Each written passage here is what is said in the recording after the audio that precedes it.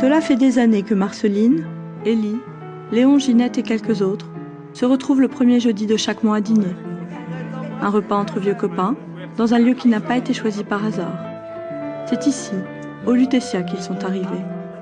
Ils sont parmi les rares déportés juifs, survivants des camps d'extermination, revenus un peu moins de 2500 sur les 75 721 déportés de France.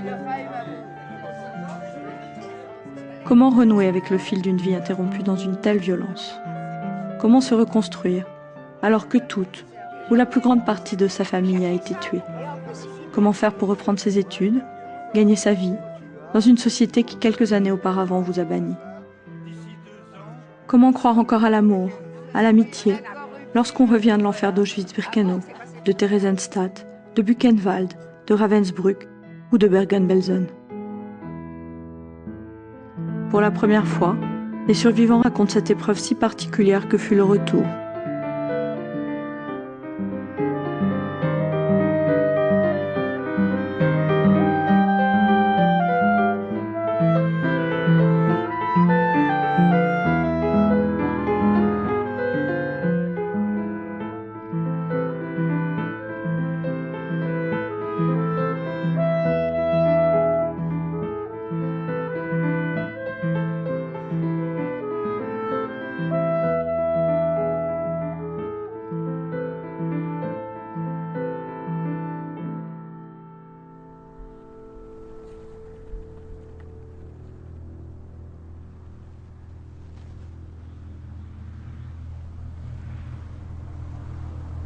J'ai entendu des voix. Vous êtes libres. Écoutez bien, nous sommes l'armée britannique. Ma première pensée était de me dire, à quoi bon? Qu'est-ce que ça veut dire être libre? Être libre comment? Être libre toute seule. Ma mère n'est plus là, mon père non plus. Je suis toute seule, je suis malade. Je ne peux plus bouger, je n'avais plus envie de rien, je n'avais plus envie de vivre.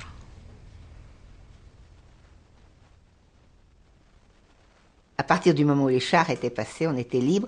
Les SS qui nous gardaient une demi-heure avant s'étaient évaporés. Et donc ça a été une grande joie. Mais très vite, et c'est là le paradoxe, je me suis demandé comment vit-on quand on est libre? Après tout ce que nous avions vécu, la liberté devrait être quelque chose comme une espèce de feu d'artifice. Ben non, pas du tout.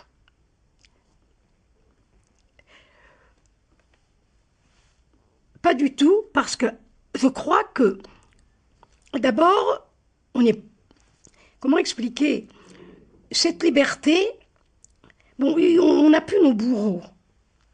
Mais d'abord, on a laissé dans des cendres, on a laissé ce qu'on aime. Ensuite, on ne sait même plus, on n'a pas de nouvelles de pas. Mais je ne sais même pas si on pense à tout ça. On est triste. On est très triste. C'était très dur. Cette liberté était difficile à supporter.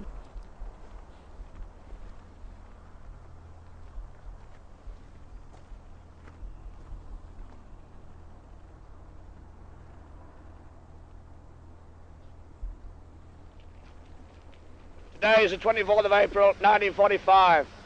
My name is Gunnar Illingworth and I live at Cheshire. I'm at present in Belsen camp doing guard duty over the SS men. The things in this camp are beyond describing. When you actually see them for yourselves, you know what you're fighting for here. Pictured in the paper cannot describe it at all. The things they have committed, well, nobody would think they were human at all. We actually know now what has been going on in these camps. Mes deux premiers Américains, j'ai cru que c'était des géants monstrueux. Non, ils étaient normaux. Moi, je faisais 29 kilos pour 1m60. J'étais pas trop épais. Et je me suis accroché à lui. Et j'ai pleuré. C'est une des rares fois où j'ai pleuré. Depuis, j'ai du mal. Et lui, il me caressait en me disant en anglais, pleure pas, petit français, pleure pas. Lorsque je me suis trouvé libre, moi j'ai dit, je ne veux pas rester là. Je suis libre, moi je veux m'en aller. Je m'en allais, je ne veux pas rester, je ne veux pas demander qu'on me rapatrie ou quoi que ce soit. Je vais me débrouiller. J'ai demandé à un soldat s'il pouvait me fournir un uniforme de soldat. J'ai enlevé mon costume de bagnard et je me suis habillé en soldat anglais. Alors j'ai demandé à des copains s'ils voulaient venir, ils se sentaient pas assez costauds pour m'asseoir, ils ont dit on va être rapatriés, patati patata. J'ai dit je suis libre, je vais m'en aller, je vais plus rester puisque on m'a donné l'occasion. Comme un oiseau, je me suis envolé.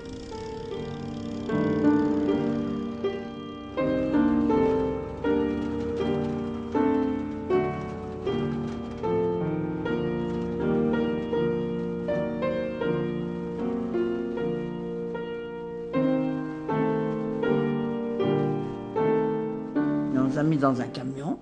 Je ne sais pas où, on avait trouvé un drapeau français. Alors on avait planté la hampe là toute droite et on était droite dans le camion et on chantait la Marseillaise en traversant les villes bombardées.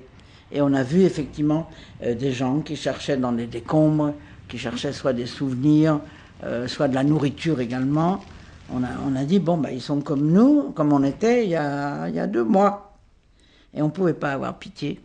Nous marchons et nous arrivons dans un petit village et nous rencontrons des Français. Et ils nous disent, voilà, nous sommes rapatriés. Et nous nous disons, chic, c'est merveilleux. Et ils nous disaient, ah oui, mais pas tous. Les prisonniers de guerre seulement. Mais on a dit, mais nous aussi, nous rentrons en France. Mais non, que les prisonniers de guerre.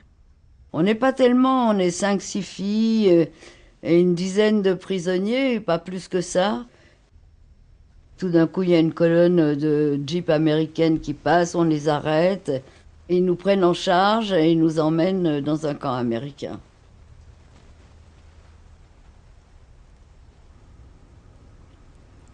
Alors, il y a un bureau de rapatriés à Pilsen, à quelques dizaines de kilomètres du camp dans lequel nous nous trouvons, spécialement pour les prisonniers.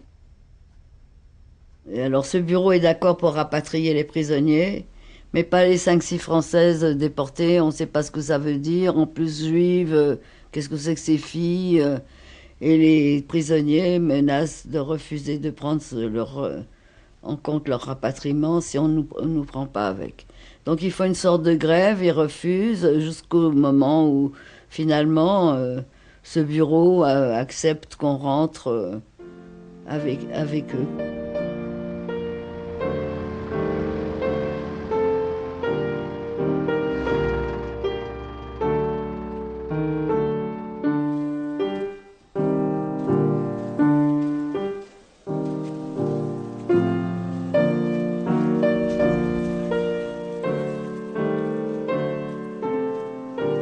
On prenait le train pour rentrer en France, le dernier train qui était à la frontière hollandaise.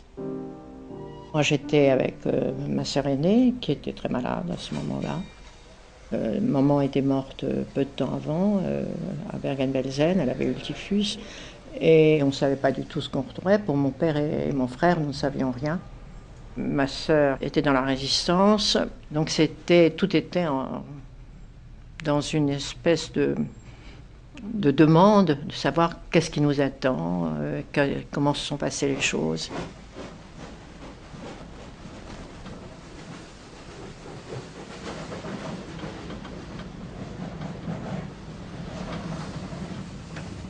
Dans le train, la première question que je posais, c'était s'il vous plaît, est-ce que Paris n'a pas été bombardé? Ils m'ont regardé, ils m'ont dit non, Paris n'a pas été touché. Ouf.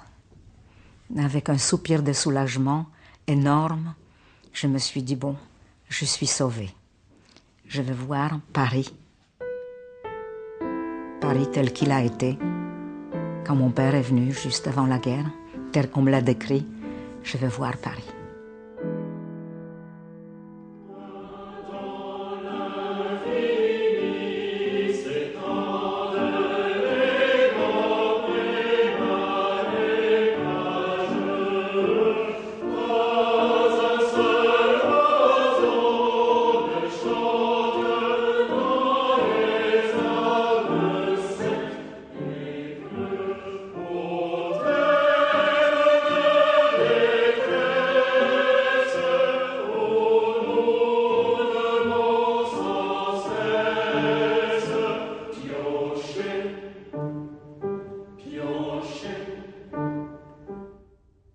Lorsque j'étais libéré de Bergen-Belsen, j'étais tellement heureux d'être libre que je pensais qu'il ne pourrait plus rien m'arriver.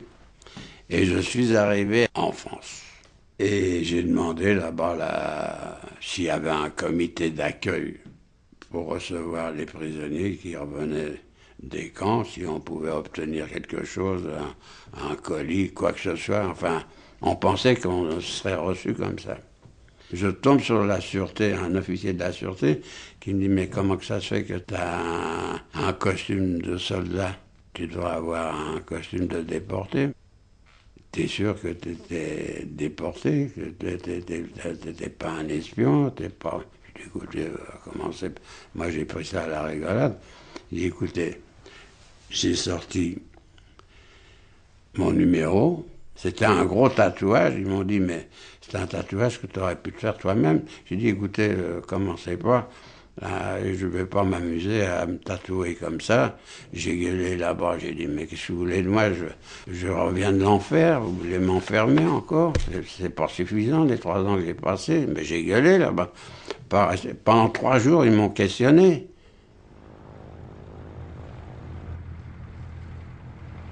Lorsque nous sommes arrivés au Bourget et que l'avion s'est ouvert, oui, par la grande trappe arrière, il n'y avait personne sur ce terrain d'aviation, et même pas la dernière petite secrétaire du dernier petit ministère. Il n'y avait pas tout à fait personne, je mens un peu.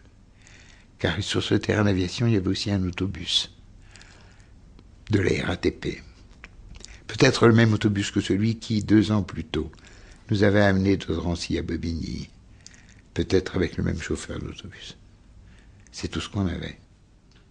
On a été parqués, et là le mot n'est pas trop fort, vraiment.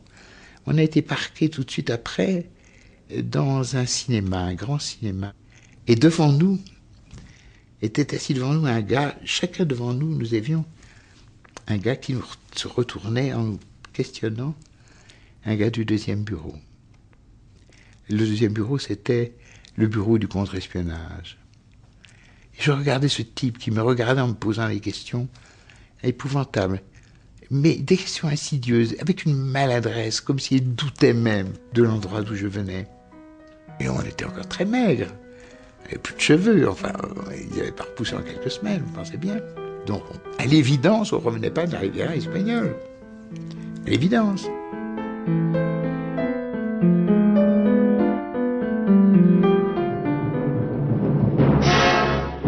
Profitant des convois, de l'animation et de l'émotion intense du retour, des agents de l'ennemi, nombreux et résolus, réussissent à s'infiltrer en France.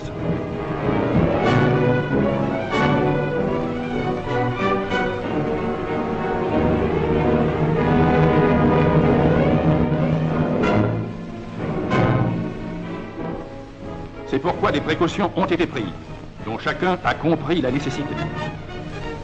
L'ennemi est présent. Le devoir de tout Français est d'aider à le démasquer. N'hésitez pas à faire connaître les renseignements que vous détenez.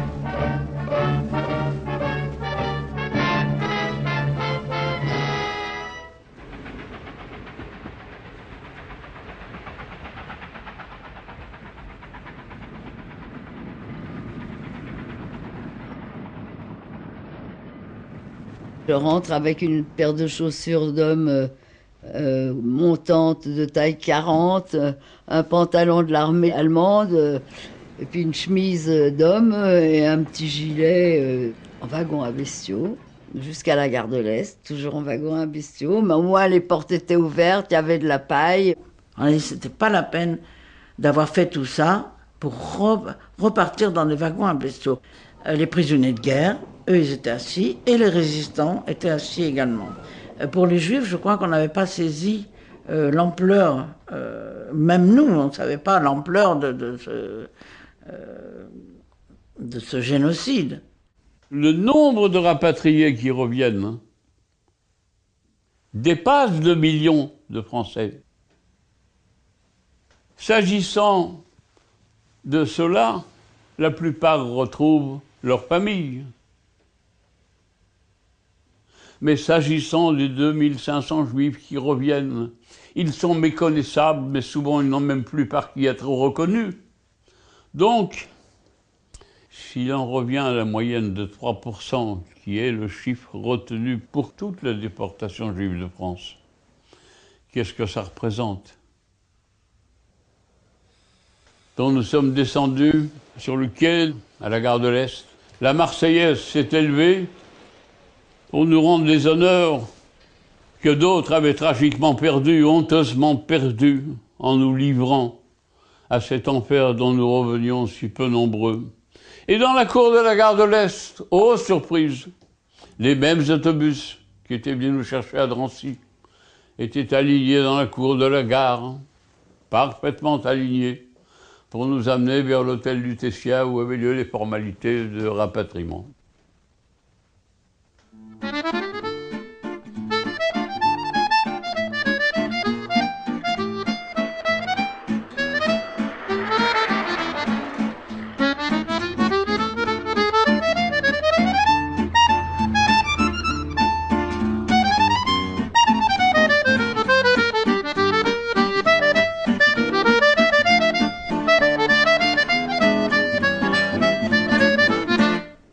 Et on nous a amenés à l'hôtel Lutetia. On avait encore les cheveux courts, parce qu'on en rasait chaque fois à cause des poux. Et je m'étais mis un espèce de petit bandeau en Vichy, comme un turban. Et les personnes qui nous voyaient passer dans l'allée disaient « Ah, mais elles étaient coquettes là-bas quand même !» Je ne savais pas que c'était vraiment pour Paris qu'on avait mis le turban. C'est l'arrivée à l'hôtel Lutetia, dans une espèce d'hôtel de luxe incroyable, transformé en bureau d'accueil. On nous donne à manger, on nous met tout nus, de nouveau on nous asperge de DDT pour les poux, on est couvert de poux, bien sûr, toujours. On est complètement décalé. On avait des chambres somptueuses, mais bien sûr, nous n'avons même pas pu dormir dans les lits. Ma sœur et moi, nous nous sommes mises par terre. On n'avait pas encore l'habitude. Je me souviens comme aujourd'hui, 7e étage, où j'ai dormi dans des draps impeccables, blancs, avec salle de bain, que je n'ai jamais vu de salle de bain. Chez nous, en Pologne, ma mère nous baignait dans un baquet. À l'hôtel Lutetia, on prenait le petit déjeuner, mais en plus, je mangeais du pain d'épices, des gâteaux. À midi, on allait dans un restaurant et on sortait. Et avec d'autres tickets, on allait dans un autre restaurant. L'après-midi, on mangeait des quantités de choses qu'on avait dans les colis. Et puis le soir, encore 2 restaurants. Et en rentrant à minuit ou à 1h, eh ben encore de la confiture, sans arrêt, on mangeait. On avait tellement souffert de la faim que même si on n'avait plus faim, on sentait le besoin de manger comme une vengeance de tout ce que nous avions souffert. On nous a d'abord fait passer une visite médicale. Et une visite médicale et radio des poumons. Bon, du moment que vous n'aviez rien aux poumons, vous pouviez partir dans la nature. On nous donne des bons pour aller au cinéma, à l'Arlequin. J'avais un bon. J'étais voir un film, je ne sais plus quel film. Je crois que c'était La fille du puisatier. Et on nous a laissé partir avec 1500 francs de l'époque, ce qui correspondait à 1500 francs à peu près de l'avant-euro. Et je suis allé m'acheter une robe.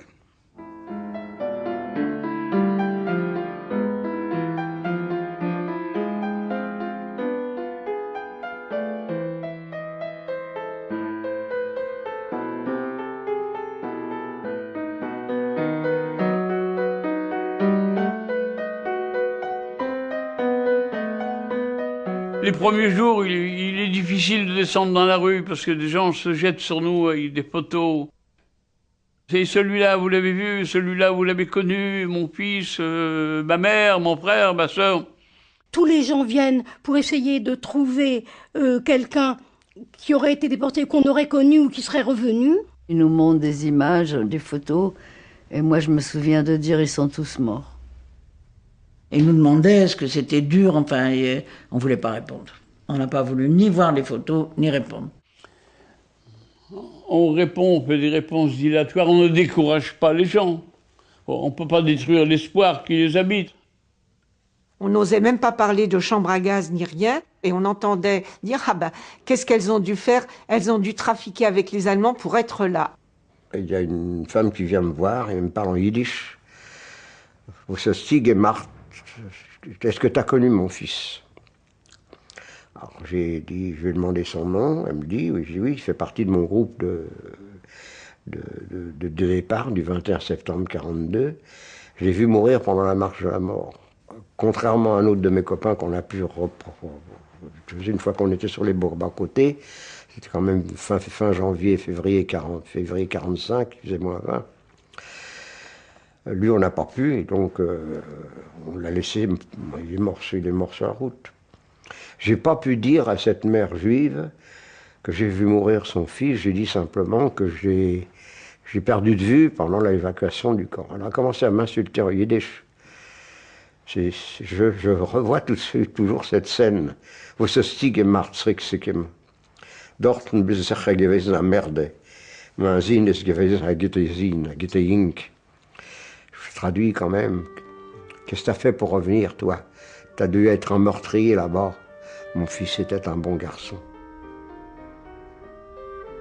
J'ai pleuré et je me suis tué pendant 15 ans.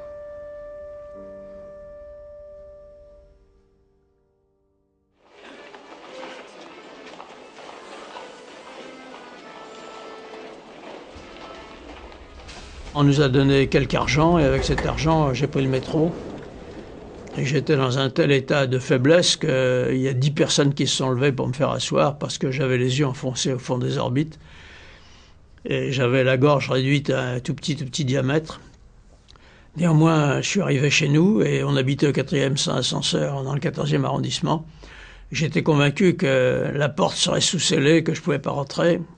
Alors je suis monté au 4e sans ascenseur, j'ai frappé à la porte et contre toute attente, il y avait quelqu'un dans l'appartement. Alors ce quelqu'un, c'était la sœur de ma mère, qui s'était cachée en zone sud pendant l'occupation, et son mari, leur fille adoptive et mon frère, celui qui n'avait pas été arrêté. À l'hôtel du Tessia, il y a toute une organisation et ils cherchent ma mère. On arrive à retrouver le numéro de téléphone de là où j'habitais quand j'étais arrêtée. Et finalement, ils arrivent à joindre ma mère par téléphone. Ils me passent ma mère au téléphone.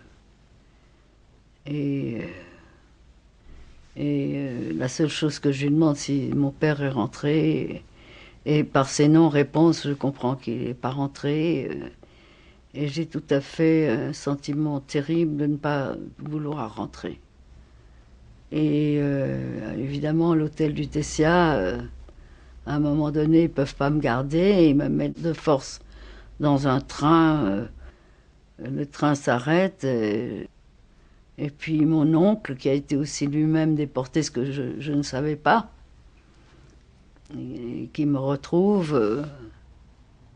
Et la première phrase que mon oncle me dit, ne dis rien, ils ne comprennent rien. Mon beau-frère, que j'ai rencontré à l'hôtel du Tessia, m'a dit, il faut rentrer, il y a tes parents qui t'attendent. Et donc, j'ai été me faire rapatrier.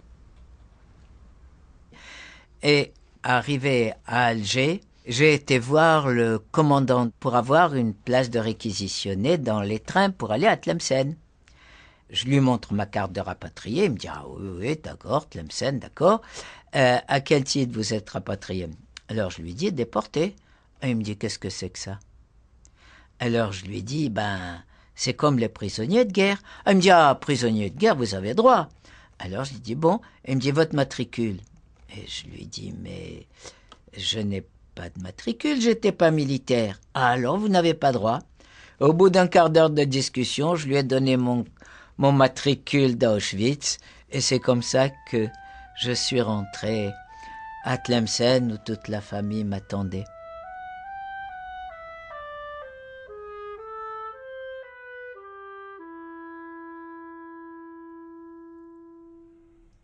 Ma mère était là à la porte, m'accueillir.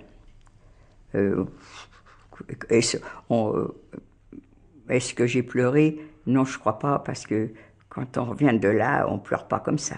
Ma mère, peut-être oui, peut-être non, je m'en souviens pas. Mais quand elle a serré un sac d'os dans ses bras, ça a dû lui faire un choc. Qu'est-ce que vous voulez qu'elle dise?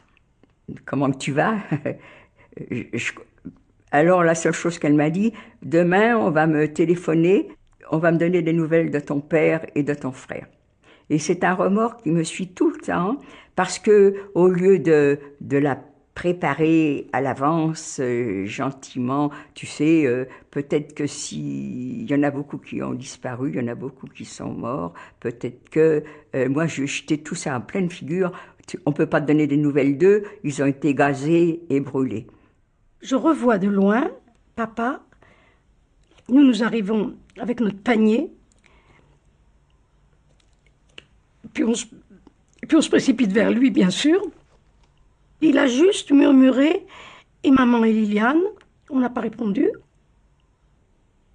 Et le premier petit déjeuner qui a été pris ensemble, ça a été très difficile. Ça a été douloureux même.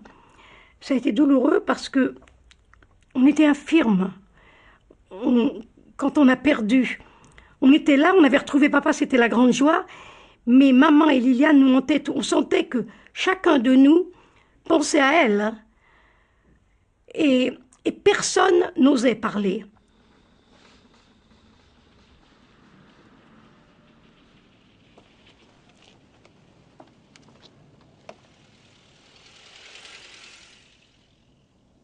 J'ai donc retrouvé mon frère aîné, 9 ans de plus que moi, ma belle-sœur, sa femme, dont je vais aller plusieurs fois de suite à l'hôtel Lutetia, faire comme si j'attendais son frère, un gaillard costaud, qui a été arrêté et déporté en même temps que moi, mais que j'ai vu mourir au camp. Et je vais aller l'attendre pour que dure encore un peu l'espoir qui habitait ma belle-sœur de le voir revenir. Sa mère, comme ma mère, sont mortes là-bas et on le sait. Mais pour les jeunes, on espère. Nous sommes les otages d'un espoir qui habite les autres, ceux qui n'ont pas été arrêtés, et qui mettra du temps à s'éteindre, qui mettra du temps pour que la réalité du génocide soit connue, soit en quelque sorte digérée par les esprits. Voilà dans quelles conditions on va commencer la réintégration dans la vie.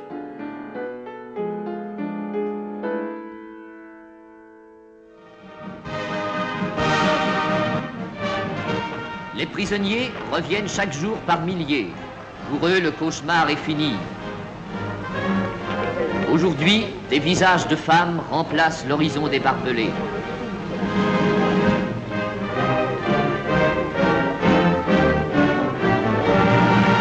Les déportés reviennent, eux aussi. Ces Français, parce qu'ils ont été les premiers résistants, parce qu'ils ont dit non à l'occupant, parce qu'ils ont maintenu la France, ont été jetés dans des camps qui étaient des bagnes, dans des bagnes qui étaient déjà des cimetières. Ils retrouvent la vie dans une France libre pour laquelle ils ont sacrifié leur propre liberté.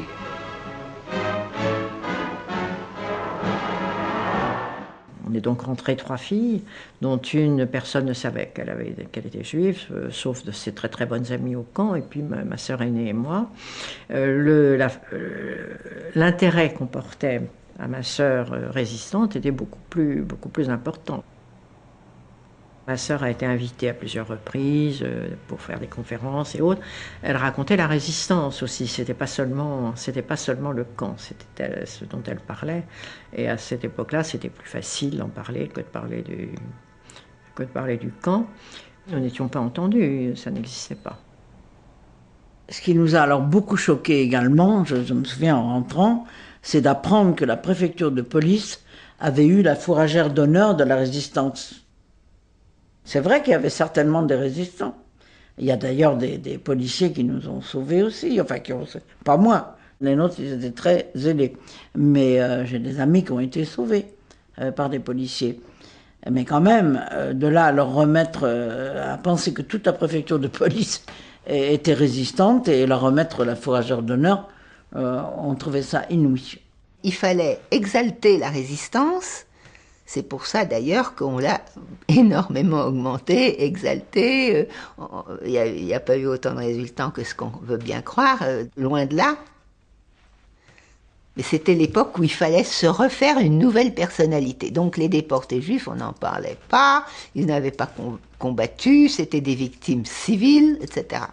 On nous appelait victimes civiles, on avait un régime différent des anciens déportés résistants. Ce que je peux concevoir, quelque part. Je peux comprendre, oui, qu'on donne plus d'importance aux résistants qu'aux juifs, dans cette occurrence-là, compte tenu qu'on risquait leur vie volontairement, alors que nous, ce n'était pas le cas. Et que si on peut être dans un pays libre maintenant, c'est en grande part grâce à eux. Donc, oui, je peux le comprendre. Mais fallait-il pour autant nous mettre sur la touche?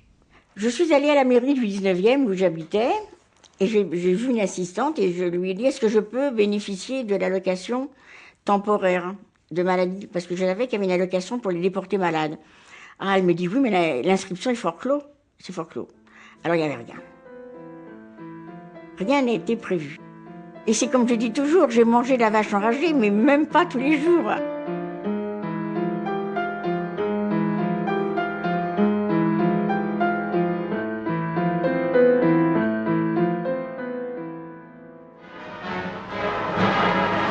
Prisonniers et déportés. Quelques formalités indispensables, et ils vont retrouver cette vie qu'ils ont quittée depuis des mois ou des années.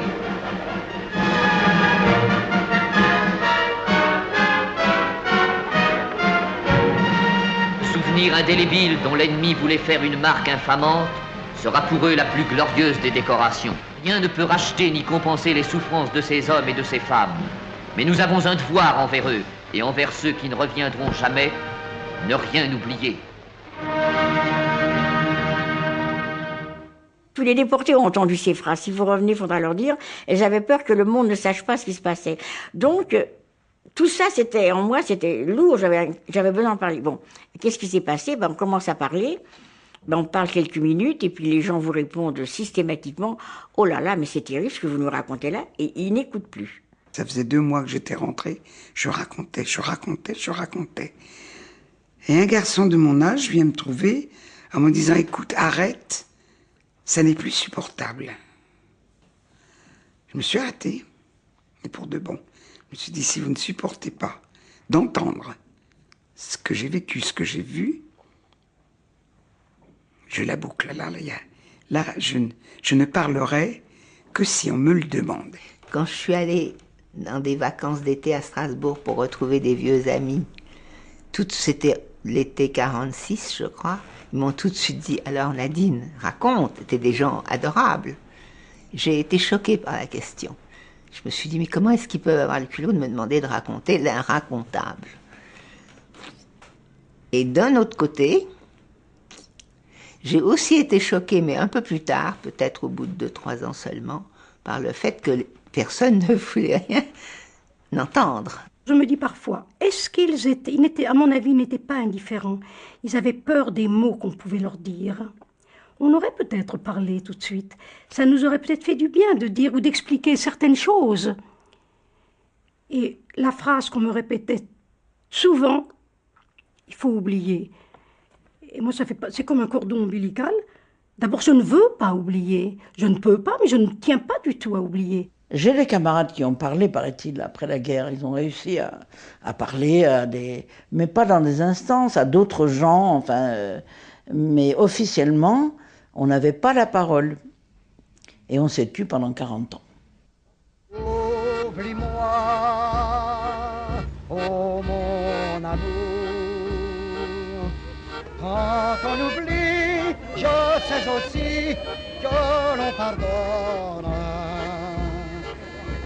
Oublie-moi et sans retour, feuilles au vent, les souvenirs que j'abandonne. Oublie-moi, c'est bien tout. Des miraculeux qui te comprennent et qui se donnent. Oublie-moi,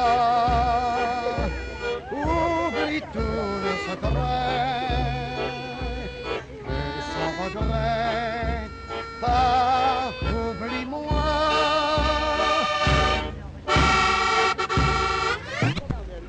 Nous, on nous avait coupé un bras, eux, on leur avait coupé un petit doigt, mais eux ne voyaient que ce petit doigt qui leur manquait et qui les faisait souffrir.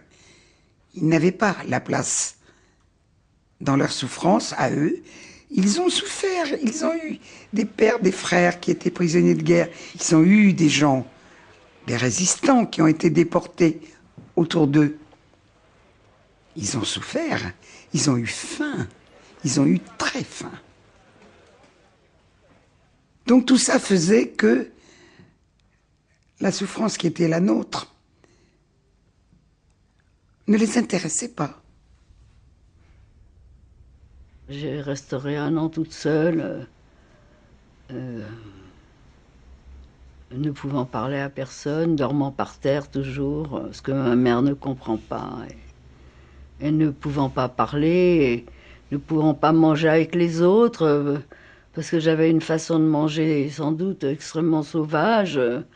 J'avais perdu le sens de ces déjeuners de table. Et je me lèverais la nuit en cachette pour me dévorer tout ce qui traîne. Voilà. Et je vivrais une solitude et des cauchemars où je hurle la nuit, où c'est l'horreur totale. Et ça durera longtemps. Voilà. Arrivé en France, c'était impossible de vivre comme vivaient les simples citoyens. On ne pouvait pas. Il y avait une mémoire qui était vivace, qui nous empêchait d'accepter. Donc je me suis engagé au 2e bureau français, l'organe de recherche des criminels de guerre. J'ai fait des arrestations, tout était pris, des risques insensés. Insensés parce que quand on allait chez un milicien qui était caché, etc., il nous tirait dessus. Et pourquoi? Parce que je n'avais pas assez assouvi ma vengeance. Arrivé à la maison, je me suis réfugié dans les études. Je travaillais comme une brute, je me levais très tôt le matin, je travaillais très tard le soir. Mais toutes les nuits, je retournais à Auschwitz. Toutes les nuits, j'avais des cauchemars et je retournais à Auschwitz. Et ça s'est terminé par une dépression énorme. J'ai passé mes baccalauréats sous alcool, si j'ose dire, sous alcool. J'étais ivre-mort, je ne m'en souviens pas. L'alcoolisme que j'ai connu, qui était très ponctuel dans le temps, il n'a duré qu'une année, était un véritable rite de passage. Il fallait que je meure à une vie pour essayer de renaître à une autre. Il fallait que je me dégage de tous les miasmes qu'on m'avait mis sur le dos pour essayer de revivre ailleurs, autrement. Pour essayer de revivre tout simplement une vie d'homme banal et normal et ordinaire. À l'époque, le nom de dépression, ça n'existait pas, mais j'étais certainement très dépressive. Mes sœurs avaient un médecin qui soignait la famille. Et ce médecin était un peu spécial, je pense qu'il était un peu psychologue en même temps. Et il m'a dit, je te conseille de ne pas aller travailler dans un bureau. C'est pas bon pour toi. Et donc j'ai pris la place d'une de mes sœurs qui travaillait sur le marché des 4 chemins. Du jour au lendemain, je me suis mis au travail. Et quand on est dans un commerce, vous pouvez pas pleurer, hein. Il faut que vous fassiez sourire aux clients.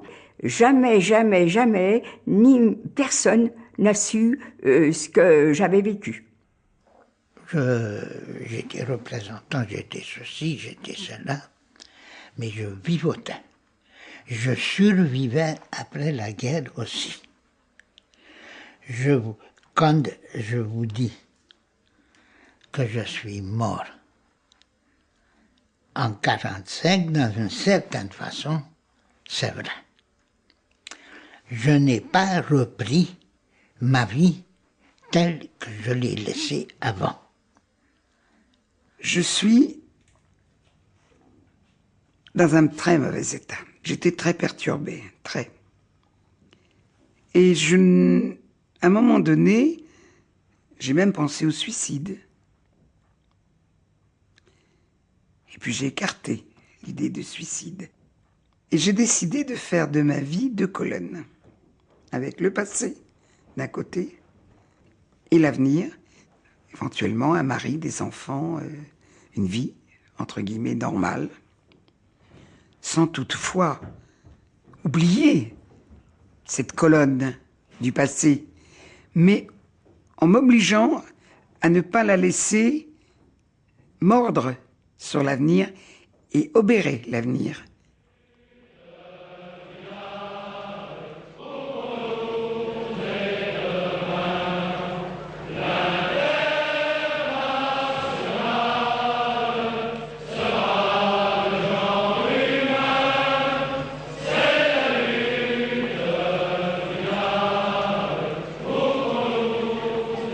En 1945, j'avais 23 ans. J'ai décidé de vivre, et la première chose que j'ai voulu faire, c'était militer.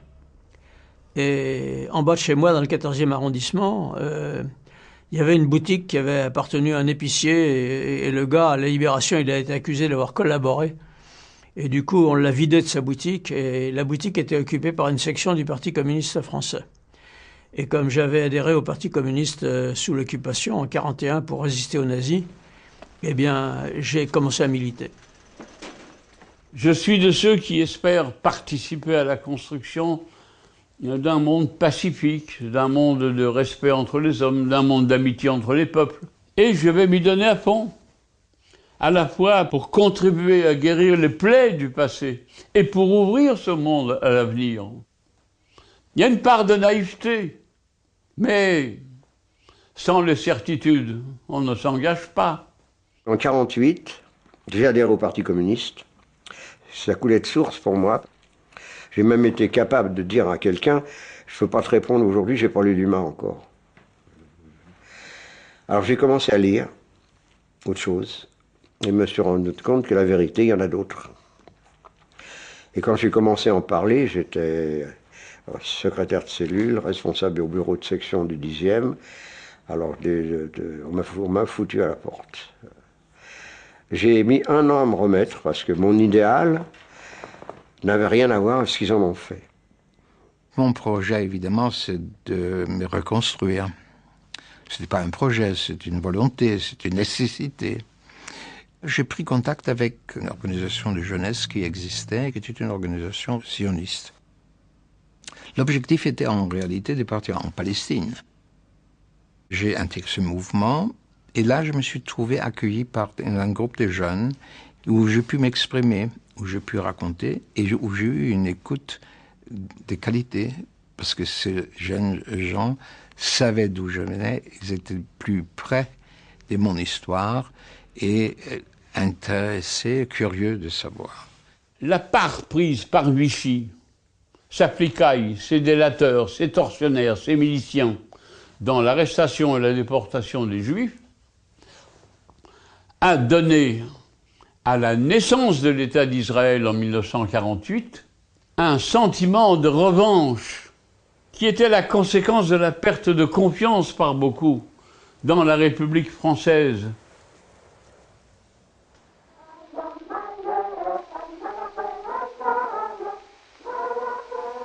Wohin die Heim von die jüdische Meuscheler, Schleunerler, Versteuerler, gerade wird die sozialistische Rotring, die teure Kinderler, für welche Hunderte und Tausende haben sie ihr Leben Masse gewählt.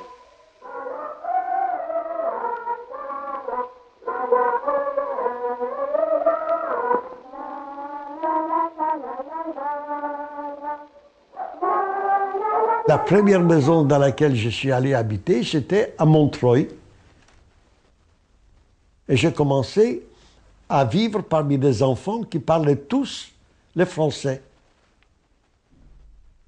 Ils étaient très bien. À part les bourrages des crânes communistes, il faut dire la vérité, tout était impeccable. La nourriture était bien, les vêtements étaient bien. On s'occupait de nous, le point de vue éducation, pour nous apprendre d'abord à nous conduire correctement. À la maison, à table et dans les chambres, etc. Il fallait faire sa chambre, chacun faisait son lit, enfin sa chambre c'est une façon de parler. Moi je dormais dans une chambre avec 1, 2, 3, 4 garçons. Et ceux qui n'étaient pas capables d'aller à l'école allaient travailler. Je suppose que si j'aurais été né en France, j'aurais pu peut-être faire des études également. Mais il était difficile pour les garçons de 16 ans, qui ne parlaient pas le français, d'essayer. Et c'est là que j'ai commencé à aller travailler dans des ateliers comme ouvrier. Et j'ai travaillé dans la confection, etc., etc. Quand il n'y avait pas de travail chez un patron, chez qui j'ai travaillé parce qu'il n'avait pas assez de marchandises, etc., j'allais trouver un autre. Je n'ai jamais été au chômage, même à cette époque-là. J'ai pas de ressources, je sais pas quoi faire. Et c'est là où je retrouve une amie de mes parents qui, elle, me conseille de faire des finitions à la confection. C'est un travail qui mérite pas qui n'a pas besoin d'apprentissage. On coud. Alors je me lance là-dedans, je l'écoute, et là je fais des finitions et je fais un travail qui ne me plaît pas. Je n'aime pas coudre, et c'est l'été, car l'été il fait tellement chaud, je me souviens en 47, il fait tellement chaud que je transpire, mon aiguille n'arrive pas à glisser, et je me souviens, je travaille et je pleure, j'ai les larmes qui coulent, et là vraiment, ça a été dur de se mettre dans ce travail que je n'aimais pas. C'était en 1948, j'ai vu une annonce qu'on cherchait un représentant. Il faisait très chaud, je me rappelle, c'était l'été. J'ai enlevé mon blouson, j'avais un blouson. J'avais une chemise à manches courtes. On a fait la queue, j'ai inscrit mon nom, mon adresse. Puis d'un seul coup, il y a cet patron, il s'appelle Marcel Boussac. Il a vu mon numéro. Il dit, bah, t'étais jeune, t'étais déporté. Je dis, oui, alors mets-toi de côté, je t'embauche tout de suite. Et l'homme me dit, est-ce que tu connais un peu le textile? Je dis, un petit peu, mais j'ai pas fait d'études, rien du tout. Et j'ai travaillé chez Boussac jusqu'en 1953, et ça a très bien marché aussi. J'avais pas un métier. Mon père voulait que je sois tailleur, mais j'ai jamais voulu l'apprendre. Ça me plaisait pas. Et à ce moment-là, à Paris, il fallait se débrouiller. Je suis tombé dans un café où on faisait que du trafic. On m'avait dit, si tu veux gagner de l'argent, viens avec nous, on peut trafiquer des dollars. À l'époque, c'était comme ça. Vous alliez dans la rue, dans les beaux quartiers, où on pouvait rencontrer des Américains, des Anglais, des étrangers qui possédaient des devises.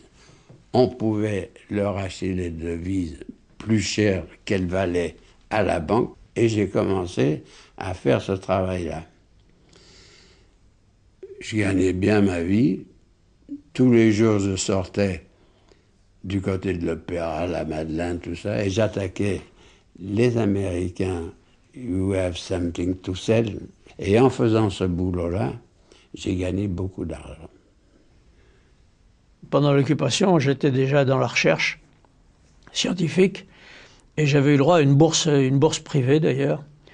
Et quand les gens qui géraient la bourse privée ont su que j'avais été arrêté, ils m'ont ouvert un compte chèque postal et ils ont continué à payer ma bourse, ce qui fait que j'avais ça d'avance.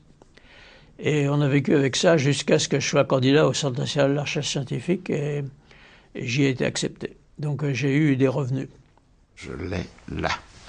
Parce que personne ne m'a jamais dit que j'aurais peut-être pu reprendre mes études. J'étais un bon élève.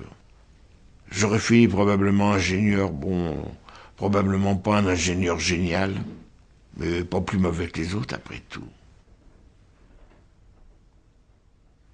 J'ai essayé de placer des assurances. C'est atroce. J'ai été maroquinier, j'ai travaillé dans le meuble, dans l'industrie où on moulait des parts automobiles, et puis j'ai été dans la publicité, qui était la plus belle partie de ma vie active, et j'ai terminé dans le matériel sanitaire. On faisait des cabines pour douche. Je peux pas dire que c'était exaltant, mais après tout, il y a des métiers beaucoup plus moches. Et j'ai réussi à gagner ma vie. On faisait tous l'impasse sur la guerre. On voulait la sortir de la tête. On voulait vivre, on voulait s'amuser. On avait tous une soif de vivre.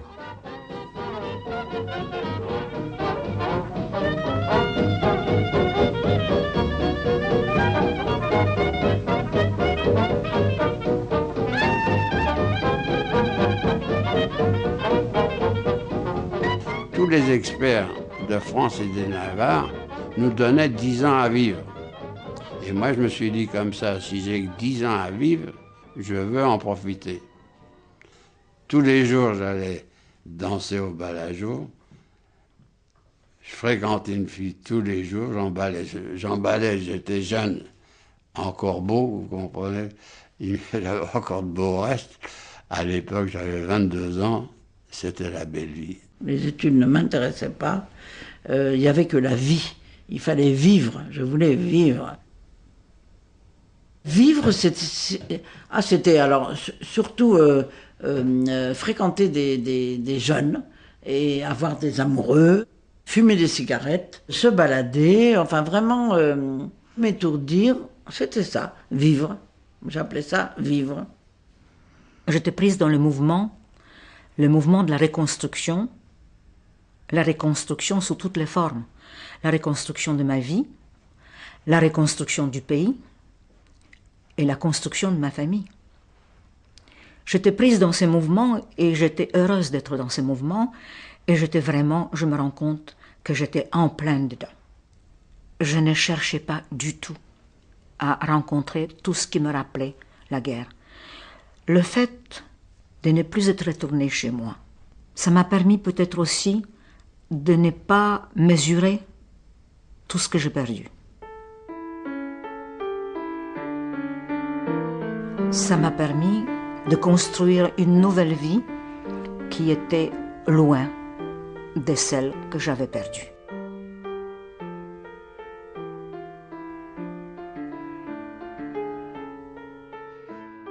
Je crois que ce qui m'a tout de même beaucoup aidé, que je n'avais pas du tout envisagé, c'est que je me suis mariée très, très vite, très jeune, que nous avons eu très, très rapidement 2 enfants, puis ensuite un 3e. On aurait pu penser que c'était idiot, qu'on rentrait du camp, enfin que moi je rentrais du camp. Et au contraire, ça m'a obligé de réagir. Ça mettait tout de même de la gaieté. Moi j'ai rencontré ma femme dans la vie militante.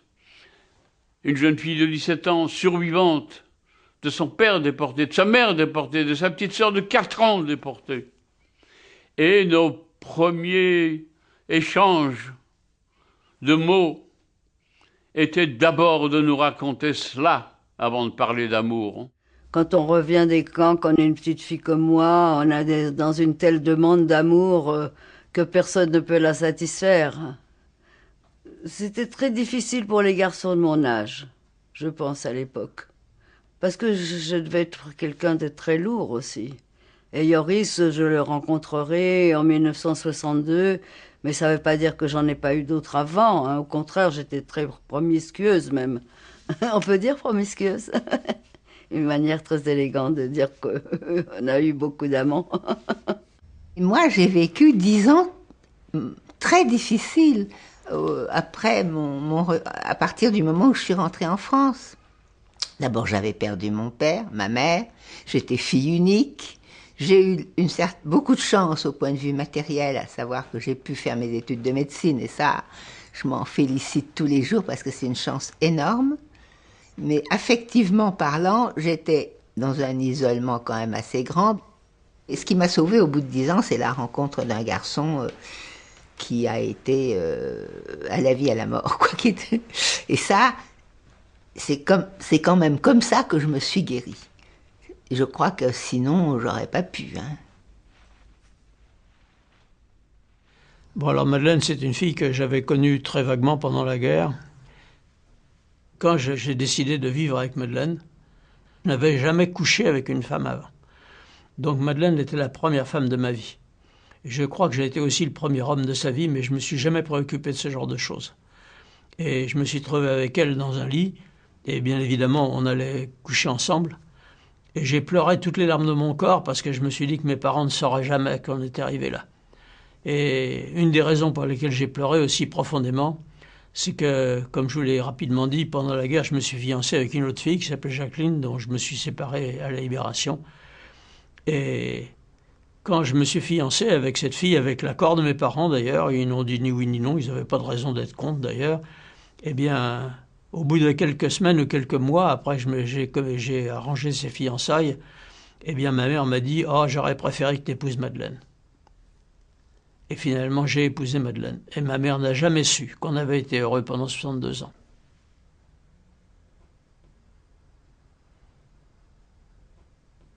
Ça n'a rien de sentimental. Un jour, j'ai un collègue sur le marché qui me dit « Tiens, j'ai quelqu'un pour toi ». Et puis il me dit « Il travaille au carreau du temple ». Alors, vous savez, des images toutes faites, encore comme les Juifs font tous de l'argent, et bien là, c'est un peu l'image. Au carreau du temple, ça veut dire qu'il a de l'argent. En fin de compte, je me suis aperçu qu'il n'en avait pas, mais c'est pas grave. Et puis il est venu sur le marché, et c'est vrai qu'il était pas mal. En plus, il blaguait beaucoup, ça me déplaisait pas. Il s'est présenté à moi en février. En avril, on était mariés. Et on a été heureux.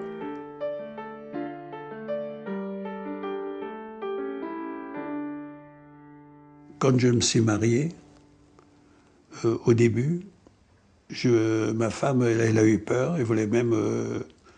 je voulais l'étrangler. Je rêvais la nuit qu'on me volait mon pain. Alors je l'ai attrapé, puis je voulais l'étrangler. Elle s'est mise à crier, et plusieurs fois elle m'a expliqué. J'ai eu peur. Enfin, après, ça allait mieux. Ma femme m'a beaucoup aidé, moralement. Quand on s'est mariés, elle me disait « Tu cries toutes les nuits ». Je ne disais pas pourquoi. J'ai arrêté de crier quand elle m'a dit qu'elle était enceinte. J'étais sûr de ne pas pouvoir avoir d'enfant. J'en voulais 5. On en a eu 3, c'est déjà pas mal. C'est ma femme qui m'a aidé, qui m'a sorti de tout ça. Quand elle a été enceinte de notre fille, elle a été obligée d'être alitée pendant plusieurs mois. Et moi, j'allais à côté d'elle dans son lit et je restais là. Et je m'asseyais à côté d'elle, je m'asseyais par terre à côté d'elle et je racontais. Aujourd'hui, je me demande si c'était sérieux de ma part de raconter à ce moment-là. Ça a été un moment difficile pour moi. À la fin, un moment de joie énorme. C'est extraordinaire, j'ai bien cru que j'aurais jamais d'enfant. Et en même temps, on se projette sur l'avenir. Avec le passé qu'on a sur les épaules, on se dit comment ça va être pour elle plus tard. Si vous voulez, ça crée une espèce de complexe du genre, est-ce qu'on a bien fait de faire des enfants? Et puis on a eu nos filles. C'est fabuleux. Pour moi, c'était un pied de nez à Hitler de faire un enfant et de faire les 2 enfants parce que on avait voulu me prendre la vie. Il fallait que je donne absolument la vie.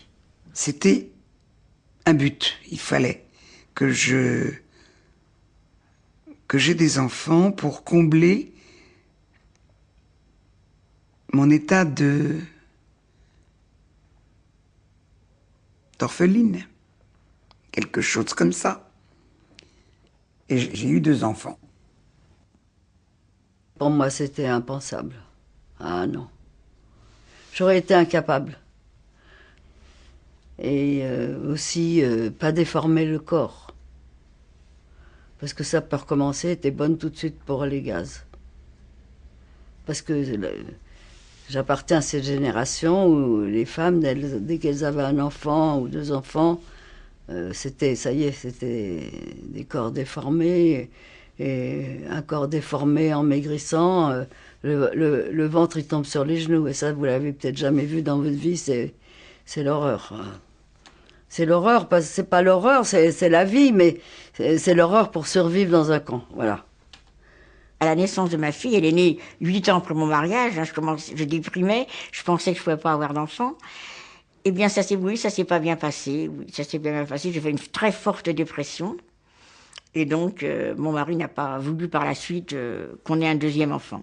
C'est une dépression qui a nécessité une hospitalisation. Et quand je suis arrivée à l'hôpital Saint-Maurice, qui est un ancien cloître, je me croyais en zone russe, en Russie, que j'allais être rapatriée. Mais j'ai tout mélangé. J'ai perdu complètement les pédales. Quand j'ai accouché, le camp a ressurgi. Et autre chose d'important, ma mère m'a manqué.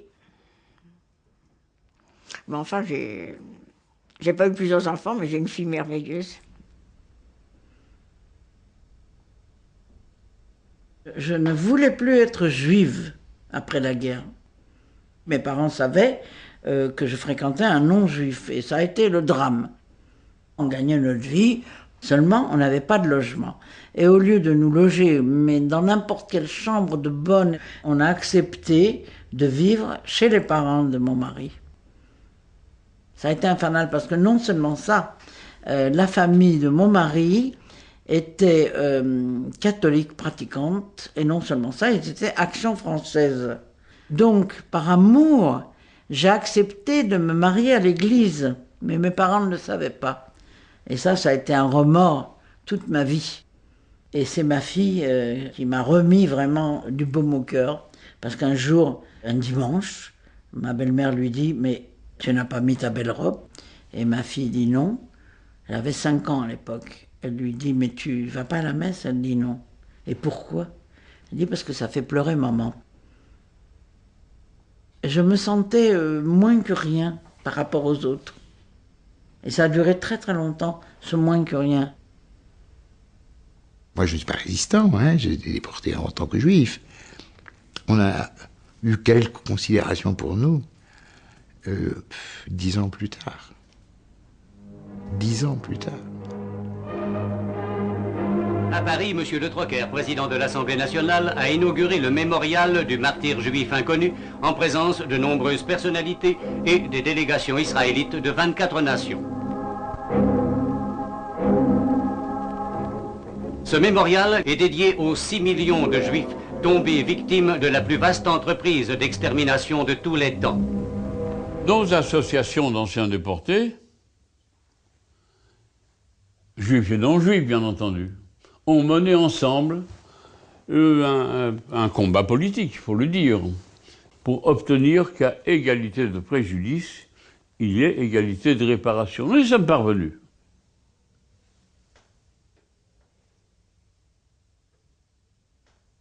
Quand on a ajusté justement la carte de déporté politique avec les autres, on a eu la même pension, puisqu'on a été pensionné 10 ans après.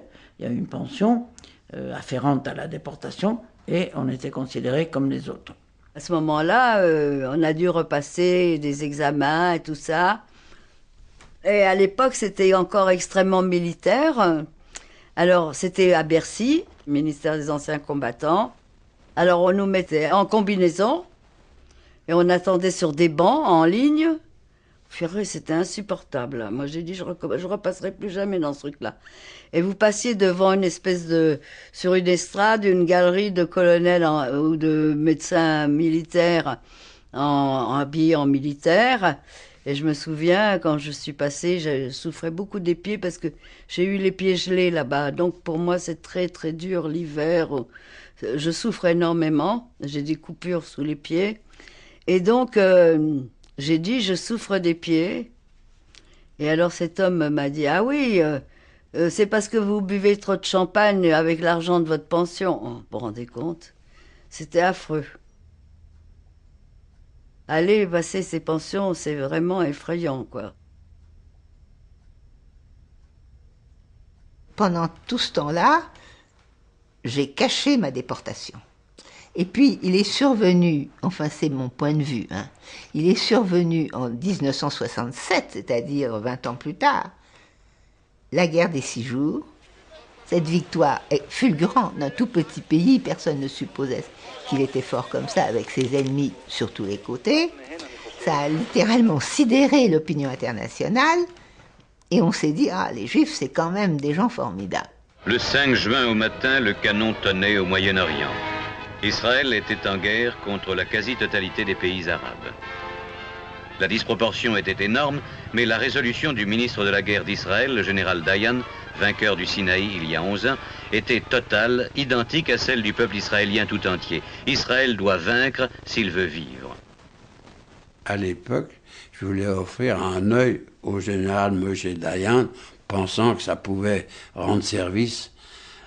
Je voulais aider Israël d'une façon ou d'une autre, vous voyez ce que je veux dire. J'ai dit, c'est pas possible qu'on nous fasse encore une chose pareille, qu'on allait nous faire à la guerre encore une fois, qu'on allait nous finir encore une fois.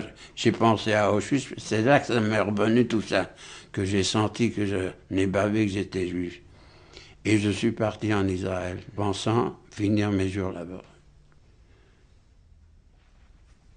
La guerre des 6 jours a eu lieu en 1967 et les mentalités ont complètement changé. À partir de là,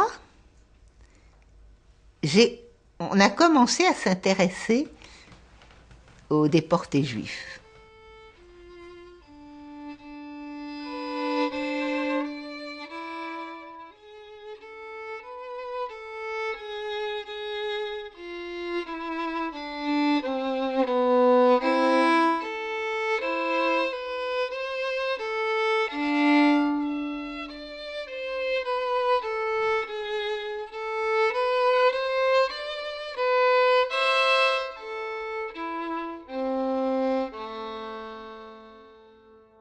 À Lyon, une interview qui fait du bruit, Guylaine, à quelques jours de l'ouverture du procès Barbie. Oui, résolument provocateur, Robert Faurisson continue de nier l'Holocauste, une thèse maintes fois réfutée. Cela ne l'empêche pas de réaffirmer sa version de l'histoire.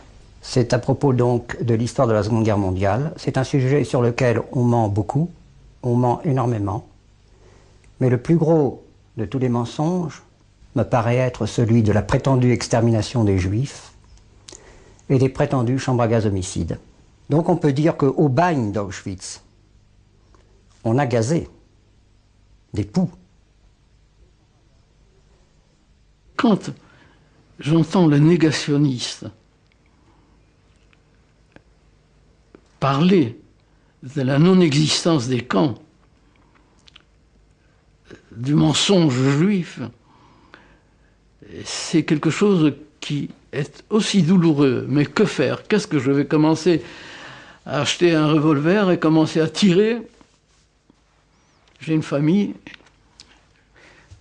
elle a besoin de moi, je ne vais pas tirer sur un négationniste. Je crois que... Alors c'est là que je me suis dit maintenant, il faut que tu te bagarres pour dire ce qui s'est passé. Pendant 40 ans, il y avait le silence quasiment complet. Et il y a à peu près un groupe de gens qui se sont formés et on a commencé à faire des conférences, de parler, écrire des livres et les gens ont commencé à nous croire.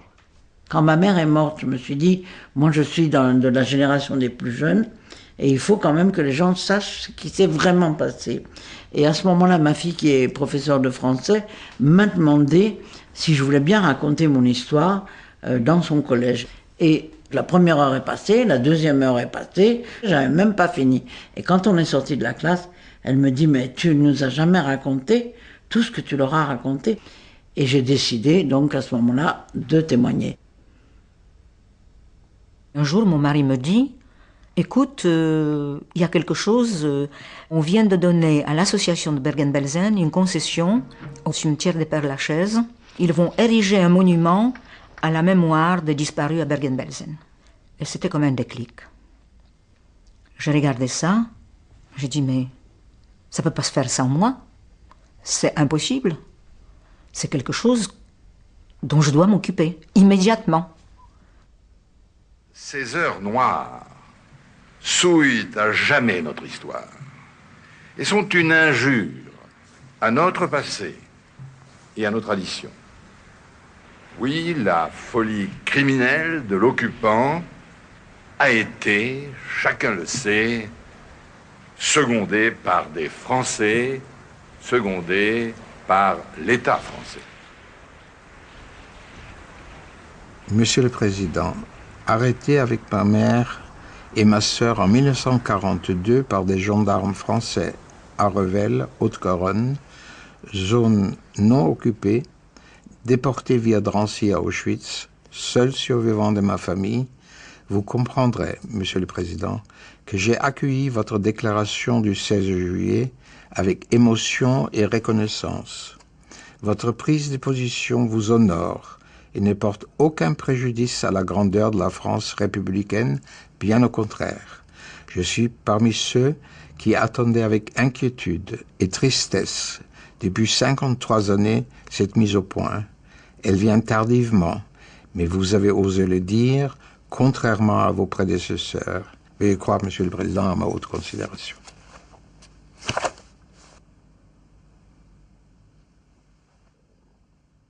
Il m'arrive parfois de me dire, est-ce que je suis vraiment libre encore? Est-ce que je suis vraiment dégagé de ça? Puisque j'y pense tout le temps. Quand on me demande comment on peut vivre après Auschwitz, je réponds, on ne vit pas après Auschwitz, on vit avec Auschwitz. On voit une cheminée, toc, c'est le crématoire. Je ne peux pas l'expliquer. Ou quand on est aligné comme ça, quand on se retrouve, où on fait un groupe, où on est par 5, encore sauf une. C'est quelque chose, ça vient automatiquement. Hier, j'étais à la gymnastique. À un moment donné, avec les poids, ils nous font rester quelques instants comme ça. Et tout de suite, je dis, je paye maintenant pour faire ça, hein, alors que là-bas, c'était la punition. Nous pensions toutes qu'on avait une vie normale. Sauf que c'est pas une vie normale. Sauf que maintenant, je me rends compte, et j'espère que c'est seulement mes arrière-petits-enfants, et encore, je ne suis pas certaine, qui ne seront pas marqués par ce que nous avons vécu. Je serai libéré, à la mort, je serai libéré du camp. Je l'ai, c'est la trame de ma vie. Le camp, c'est la trame de ma vie actuelle. Beaucoup de gens me disent, mais vous avez fait un film, vous avez écrit un livre, vous avez exorcisé quand même. Je dis, on n'exorcise jamais. C'est pas parce qu'on en fait une histoire, une œuvre, que pour autant on exorcise les démons. Les démons sont toujours à l'intérieur de vous-même. Le camp est toujours là. Nous avons tous un camp dans la tête qui ne finira qu'avec notre propre mort. Mes meilleurs amis sont tout de même, c'est les gens dont on est les plus proches parce qu'on a vécu ça ensemble, parce qu'on sait en rire.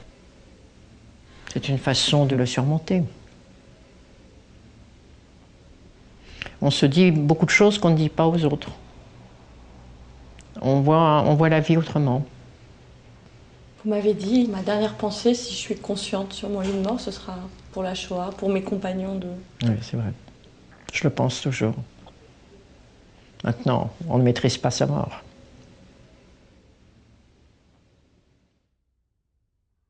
Je m'appelle Adi Fuchs. Je suis né en 1926 à Paris et j'ai vécu une enfance pauvre mais heureuse à Belleville, pas très loin d'ici. J'ai voulu raconter mon calvaire d'enfant juif. Personne ne voulait m'écouter. Alors, je me suis tue pendant 20 ans pour vivre, pour aimer. Marié avec une enfant du 9e dont le père a été déporté et est rentré, nous avons eu 3 enfants et maintenant 3 petits-enfants. C'est pour eux que depuis longtemps je témoigne. Nous voulons que vous sachiez ce qui nous est arrivé, qui peut vous arriver à vous, à d'autres, pour les mêmes raisons ou pour d'autres raisons. Est-ce que vous serez capable un jour, quand vous serez grand, d'empêcher que les guerres se fassent et qu'on tue d'autres enfants? C'est pour ça que je viens vous dire ce qu'on m'a vécu à moi, parce qu'on a voulu me tuer. Tout simplement parce qu'un jour, j'étais né dans un foyer juif.